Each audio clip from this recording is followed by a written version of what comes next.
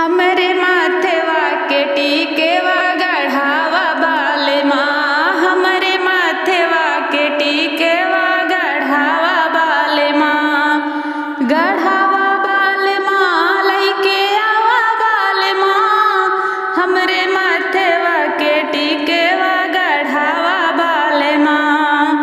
अपना गढ़ावा चाहे ससुर के बतावा, अपना गढ़ावा चाहे ससुर के बतावा। चाहे बेच के ससुइया लइके आवा बाले माँ। चाहे बेच के ससुइया लइके आवा बाले माँ।